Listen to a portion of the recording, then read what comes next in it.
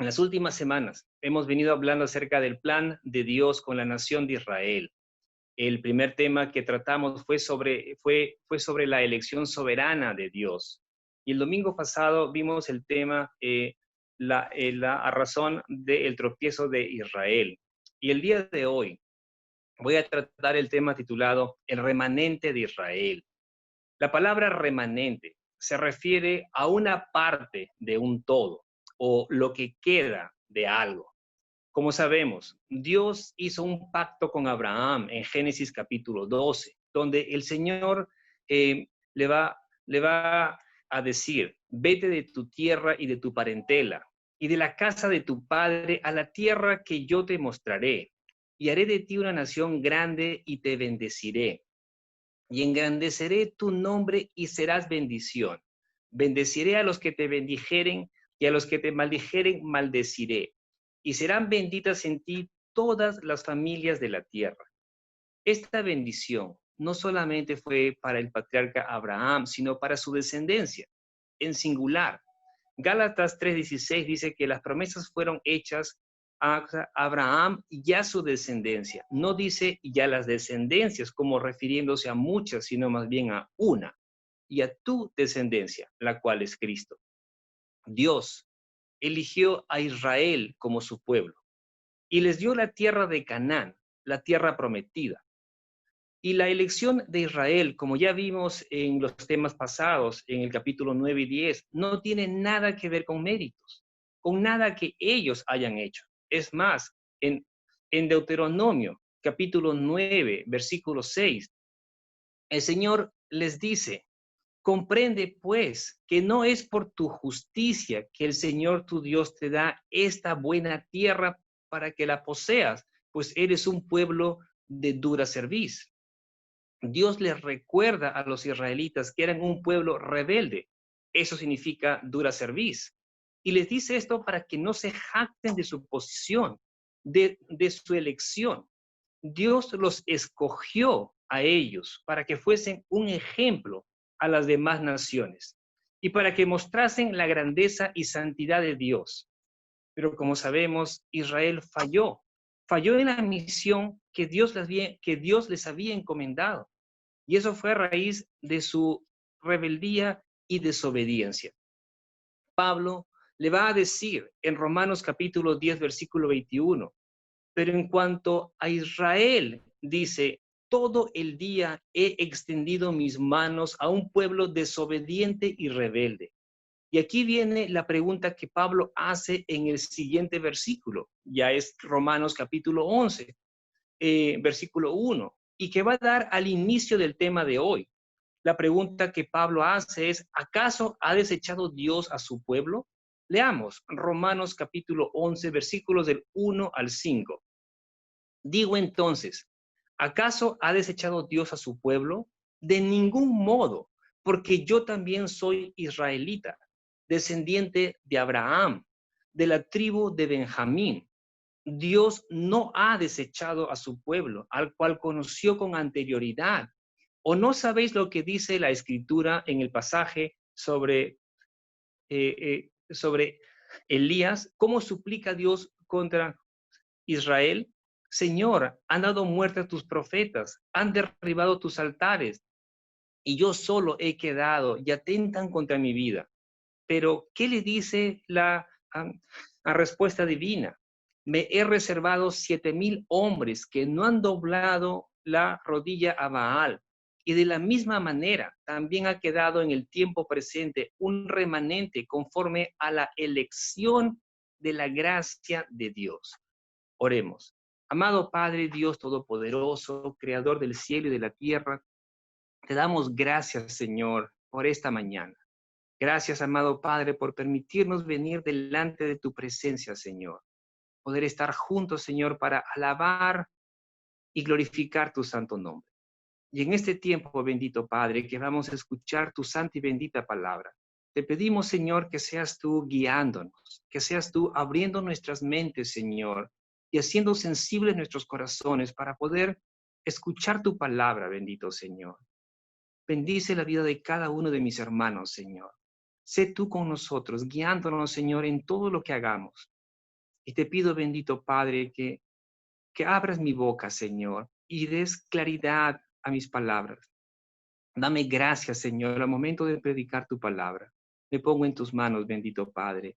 En el nombre de Cristo Jesús, nuestro Señor y Salvador, te lo pido. Amén y amén. Lo que dice el apóstol Pablo en Romanos capítulo 10, versículo 21, cuando dice, pero en cuanto a Israel, todo el día he extendido mis manos a un pueblo rebelde y desobediente. Hace que surja la pregunta que Pablo hace en Romanos 11:1, que si Dios que si Dios ha rechazado a su pueblo. El apóstol Pablo ya había hablado acerca de este tema en Romanos 9, y aunque el rechazo divino es real en un sentido, no es total. Y en el capítulo 11, Pablo va a indicar que este rechazo tampoco es absoluto ni completo. Pablo pregunta, ¿acaso ha desechado Dios a su pueblo? Y él mismo responde, él va a decir, de ningún modo, por supuesto que no. Y luego de eso Pablo dice, porque yo también soy israelita, descendiente de Abraham, de la tribu de Benjamín. Las palabras que el apóstol Pablo expresa aquí son similares al pensamiento de Filipenses capítulo 3, versículo 5, donde Pablo mismo dice de sí mismo, circuncidado el 8º día, del linaje de Israel, de la tribu de Benjamín, hebreo de hebreos, en cuanto a la ley, fariseo. Pablo era descendiente directo de Abraham, Isaac y Jacob, y de uno de los hijos de Jacob, Benjamín, que era el hijo menor de Raquel, la esposa más amada de Jacob. Benjamín fue la única tribu que no se rebeló contra la casa de David. Al momento de la división del reino de Israel, Benjamín fue la única tribu que permaneció con la tribu de Judá, formando ambas tribus, el reino del sur. Pablo va a decir en el versículo 2, Dios no ha desechado a su pueblo, al cual desde antes conoció, es decir, al cual eligió desde el principio. En el Salmo 94:14, el rey David dice, porque el Señor no abandonará a su pueblo, ni desamparará a su heredad. Y en ese mismo pensamiento, pareciera que Pablo está diciendo en el versículo 2, necesita alguien una prueba de que Dios cumple su promesa y no ha rechazado a Israel. Y es como que dijera, que me mire a mí. Dios no me ha rechazado y yo soy israelita. Y eso, a pesar de la vida que Pablo había tenido antes de convertirse a Cristo. El versículo 2, en la segunda parte del versículo, Pablo dice, ¿o no sabéis lo que dice la Escritura en el pasaje sobre el profeta Elías, cómo suplica a Dios contra Israel? Señor, han dado muerte a tus profetas, han derribado tus altares, y yo solo he quedado y atentan contra mi vida. Pablo está citando aquí, lo que está citando aquí es un pasaje tomado de Primera de Reyes, capítulo 19, cuando el profeta Elías estaba escapando de Jezabel, de la mujer del rey Acab. Elías estaba corriendo, asustado porque Jezabel lo quería matar.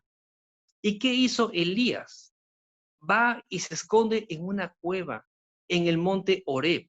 Y el Señor le va a decir, ¿qué haces aquí, Elías? Y Elías responde, Señor, te he servido con gran celo, pero el pueblo de Israel ha roto tu pacto, es decir, ha dejado tu pacto, han derribado tus altares y han matado a espada a tus profetas. Y solo yo he quedado, dice el profeta Elías, y ahora me buscan para matarme a mí también. Y Dios le va a responder, me he reservado para mí en Israel 7,000 personas que no han doblado sus rodillas ante Baal y cuyas bocas no lo han besado. En otras palabras, el Señor le estaba diciendo, Elías, no eres el único que ha quedado. hay 7,000 hombres fieles en Israel que yo me he guardado. Dios había reservado y elegido por su soberana voluntad a estos 7,000 hombres, que eran el remanente de Israel. Y aquí podemos ver que los días del profeta Elías habían vuelto en el tiempo del apóstol Pablo. La incredulidad era otra vez general, pero así como en los días del profeta Elías, también en el tiempo de Pablo había creyentes fieles. Y es que Dios siempre guarda un remanente fiel. Él siempre guarda un remanente para sí mismo. Romanos capítulo 11, versículo 5 dice, y de la misma manera también ha quedado en el tiempo presente, es decir, en el tiempo de Pablo, porque estaba hablando Pablo en ese momento, un remanente conforme a la elección de la gracia de Dios. Como dijimos, Pablo aquí relaciona el caso del profeta Elías con el de su propia época. Y en ambos casos existe un remanente fiel, a pesar de la infidelidad de la mayoría de la gente, de la mayoría del pueblo. Pero ojo, este remanente se debe a la elección divina por gracia. Y al hablar acerca de la gracia al final del versículo 5, Pablo no puede dejar pasar la oportunidad de contrastar la gracia con las obras. Romanos capítulo 11, versículo 6 dice lo siguiente, pero si es por gracia, ya no es a base de obras. De otra manera, la gracia ya no es gracia. Y si por obras ya no es gracia, de otra manera la obra ya no es obra. Puede sonar un poco complicado, un poco confuso, pero lo que Pablo quiere decir aquí es que el remanente, es decir, los que quedaron, han sido elegidos por Dios por gracia. Y si es por gracia, entonces no es por medio de las obras. De otra manera, la gracia de Dios no sería lo que realmente es, gratuita e inmerecida. Leamos Romanos 11, versículos del 7 al 10. Entonces, ¿qué? Aquello que Israel busca no lo ha alcanzado, pero los que fueron escogidos lo alcanzaron y los demás fueron endurecidos. Tal como está escrito, Dios les dio un espíritu de estupor, ojos con que no ven y oídos con que no oyen, hasta el día de hoy. Y David dice, su banquete se convierte en lazo y en trampa, y en piedra de tropiezo y en retribución para ellos. Oscurezcanse sus ojos para que no vean, y dobla sus espaldas para siempre. Pablo, al decir entonces, ¿qué? Está diciendo, ¿qué sigue? Y vemos que luego Pablo dice, lo que buscaba Israel no lo ha alcanzado. Estas palabras que Pablo expresa aquí es lo mismo, es el mismo pensamiento que aparece en Romanos capítulo 9, versículos 30 y 31, donde dice, ¿qué diremos entonces? Que los gentiles que no iban tras la justicia alcanzaron justicia, es decir, la justicia que es por la fe, pero Israel que iba tras una ley de justicia no alcanzó esa ley. La idea es la misma, pero en Romanos capítulo 11, versículo 7, Pablo añade algo. Él va a decir, pero los que fueron escogidos lo alcanzaron y los demás fueron endurecidos.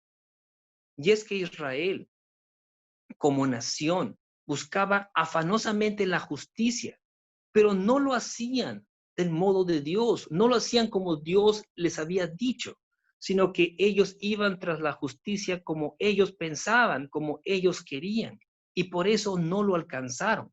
Sin embargo, dice la palabra, los elegidos por gracia, estamos hablando de los israelitas, los elegidos por gracia, sí lo alcanzaron. El espíritu de estupor que se menciona aquí en el versículo 8 tiene que ver con la disminución de las funciones intelectuales de una persona.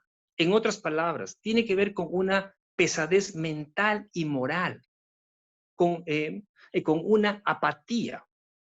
Esta cita que Pablo menciona aquí viene del Antiguo Testamento, de Deuteronomio capítulo 29, versículo 4, donde dice, pero hasta este día el Señor no les ha dado mente para entender, ni ojos para ver, ni oídos para oír. El estupor se asemeja a un sueño profundo en el que una persona se hace insensible a las impresiones o cosas que vienen del exterior. De allí que no pueden ver ni oír. Y acá nos podríamos preguntar, ¿pero por qué Dios hace eso? Y aquí debemos entender bien que Dios endurece a quienes se han endurecido a sí mismos, a quienes han rechazado a Dios, a quienes no han creído en Él. Estas personas reciben lo que les corresponde. Les doy un ejemplo. En el tiempo de Pablo, los judíos que rechazaron a Cristo, que rechazaron la justicia de Dios que viene por medio de la fe en Cristo, por ir o por tratar de buscar y establecer su propia justicia, sabemos que fueron endurecidos. Y si nos fijamos bien, fue por su propia decisión. Por su propia decisión es que ellos fueron endurecidos, porque no quisieron ir tras la justicia según el modo de Dios, sino tras su propia manera de pensar. Y aunque es triste, pero es así, es uno quien rechaza a Dios. Y al permanecer en esa incredulidad, su corazón se va haciendo cada vez más duro. Pero ¿saben algo, hermanos? Aún para los endurecidos hay esperanza. Es decir, sí se arrepienten. Miren lo que dice Romanos 11:25. Pero no quiero, hermanos, que ignoréis este misterio, para que no seáis sabios en vuestra propia opinión, que a Israel le ha acontecido un endurecimiento parcial. Fíjense lo que dice, les ha acontecido o les ha pasado un endurecimiento parcial hasta que haya entrado la plenitud de los gentiles. Dios es quien salva, quien guarda y reúne para sí un remanente, aún de entre la endurecida mayoría. Pablo va a decir en Romanos capítulo 11, versículos 11 y 12. Digo entonces, ¿acaso tropezaron para caer?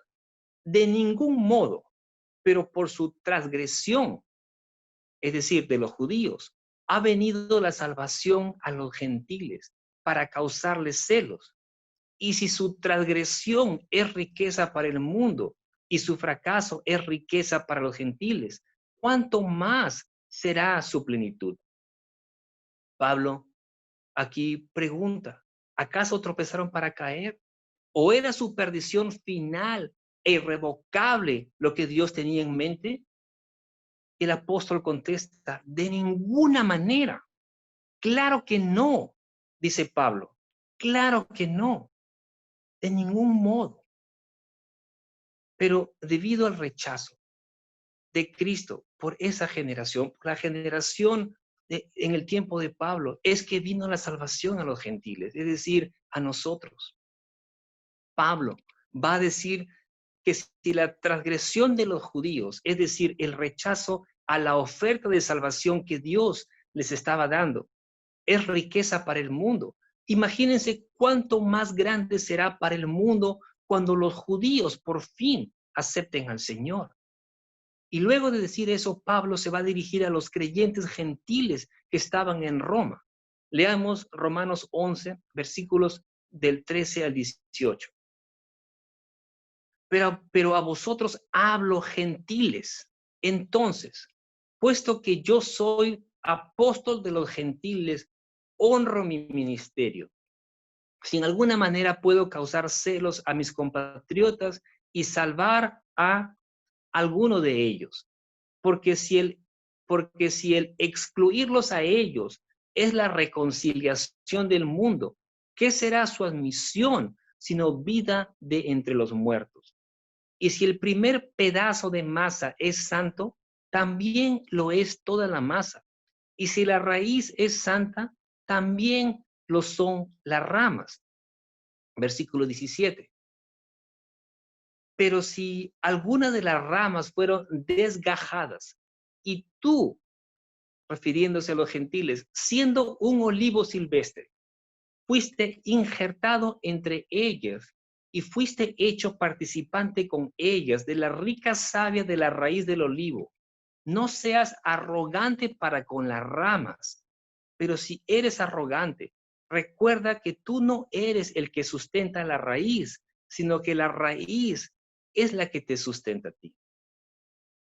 La mayoría de los miembros de la iglesia en Roma eran gentiles convertidos, pero Pablo, que había sido llamado a ser apóstol a los gentiles, quería cumplir con cabalidad la tarea que Dios le había encomendado, es decir, promover la salvación de los gentiles. Pero como hemos visto la semana pasada, Pablo tenía un gran pesar, un gran dolor, una gran pena por sus compatriotas. Y él quería que su pueblo sintiera celos, pero con el fin de que ellos, los judíos, también pudiesen llegar a ser salvos. Pablo da una ilustración en el versículo 16, refiriéndose a su pueblo. Pablo dice, si la parte de la masa que se ofrece como primicia es santa, es decir, apartada para uso sagrado, entonces sin duda toda la masa es santa. Y si la raíz es santa, también lo son las ramas que son sostenidas por dicha raíz. La masa y la raíz que Pablo está hablando simbolizan a los patriarcas, Abraham, Isaac y Jacob, ya que ellos fueron quienes recibieron las promesas de Dios. Romanos 11:28 dice, en cuanto al evangelio, son enemigos por causa de vosotros, le dice Pablo a los gentiles que estaban en Roma. Pero en cuanto a la elección de Dios, son amados por causa de los padres. Las ramas son los descendientes de estos antepasados, es decir, el pueblo de Israel. Romanos 9:4 dice lo siguiente, fíjense, que son israelitas a quienes pertenece la adopción como hijos y la gloria, los pactos, la promulgación de la ley, el culto y las promesas. El pueblo de Israel, es decir, toda la masa, había sido apartado por el Señor para vivir para Él. Dios les dijo en Deuteronomio capítulo 14, versículo 2, porque eres pueblo santo para el Señor tu Dios. Y el Señor te ha escogido para que le seas un pueblo de su exclusiva posesión entre los pueblos que están sobre la faz de la tierra. Dios los había escogido. Ahora, en el versículo 17, Pablo va a decir, pero si alguna de las ramas fueron desgajadas, es decir, arrancadas, y tú, refiriéndose a los gentiles, siendo una rama de olivo silvestre, has sido injertado entre ellas, refiriéndose a las ramas naturales, a Israel, y has llegado a compartir la nutritiva savia de la raíz del olivo. Pablo le dice, no seas arrogante para con las ramas. Recuerda que tú no eres el que sustenta la raíz, sino que la raíz es la que te sustenta a ti. Pablo siente la necesidad de formular esta advertencia a los gentiles respecto a la actitud de ellos para con sus compatriotas los judíos. Es posible que haya habido algunos miembros gentiles de la iglesia que mostraban algún tipo de arrogancia o superioridad sobre los judíos. Y por eso es que Pablo les advierte a que tengan cuidado y les dice que recuerden que ellos han llegado a ser partícipes de las bendiciones de Israel y que son salvos por la gracia de Dios por medio de la fe. Y que por mucho que quisieran enorgullecerse, les dice que recuerden que las bendiciones espirituales que han recibido provienen de las promesas y privilegios dados a Israel. Leamos Romanos capítulo 11, versículos del 19 al 24. Dirás entonces, las ramas fueron desgajadas para que yo fuera injertado.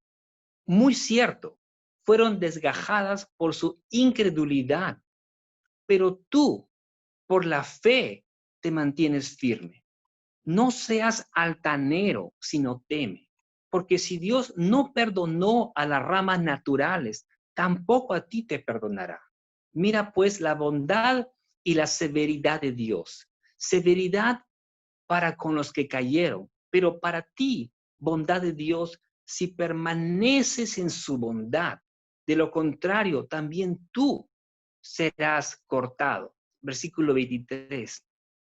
Y también ellos, refiriéndose a los judíos, si no permanecen en su incredulidad, serán injertados, pues poderoso es Dios para injertarlos de nuevo. Porque si tú fuiste cortado de lo que por naturaleza es un olivo silvestre y contra lo que es natural fuiste injertado en un olivo cultivado, ¿cuánto más estos, que son las ramas naturales, serán injertados en su propio olivo? La bondad se refiere a la salvación de Dios para los gentiles creyentes y la severidad al rechazo de los judíos incrédulos. La manifestación de esta bondad no es, sin embargo, sin condiciones. Requiere la fe genuina de parte del hombre. Pablo dice en la segunda parte del versículo 22, hacia ti hay la bondad de Dios si permaneces en su bondad. De lo contrario, también tú serás cortado. Dios, queridos hermanos, no ha desechado a Israel, como muchos pueden pensar, pero no es así. Dios no ha desechado a su pueblo. Pablo va a decir en el versículo 23 que si ellos no persisten en su incredulidad, serán injertados, porque Dios tiene el poder para injertarlos de nuevo. La puerta de entrada a la salvación para los judíos sigue abierta, ya que si nosotros, los gentiles, siendo por naturaleza un olivo silvestre, al creer por fe en Cristo, fuimos injertados en un olivo cultivado, ¿cuánto más fácilmente serán injertados nuevamente las ramas naturales en su propio olivo? Cada uno de nosotros que somos salvos, que hemos sido llamados y elegidos, debemos ser y estar tan agradecidos a Dios, porque no es por nosotros que somos salvos, sino que es por la gracia y misericordia de Dios, por su bondad. Mateo 22:14 dice, porque muchos son llamados, pero pocos son escogidos. Dios es quien nos llama, como vimos la semana pasada. Y Él, Dios mismo, es quien nos invita a su reino. Pero es la responsabilidad de cada uno, de cada persona, responder a esa invitación. Esa invitación nos llega a través del Evangelio. Pablo dijo en Romanos 1:16, porque no me avergüenzo del Evangelio, pues es el poder de Dios para la salvación de todo el que cree, del judío primeramente y también del griego. Como hemos visto, Dios siempre ha reservado un remanente para sí en todas las épocas. Y en su bondad, Dios salva aún a la gente que está endurecida si ellos se arrepienten. Hay esperanza para ellos, queridos hermanos. Y digo esto porque muchos de nosotros tenemos familiares que se han endurecido, que tienen un corazón duro, que no quieren escuchar. Y lo que nosotros debemos hacer es continuar orando por ellos. No dejemos de orar por ellos. A veces podemos pensar como el profeta Elías. Podemos creer que somos pocos los que hemos creído. Pero déjame decirte que Dios está obrando en el corazón de muchos en este tiempo, en medio de las cosas que estamos viviendo.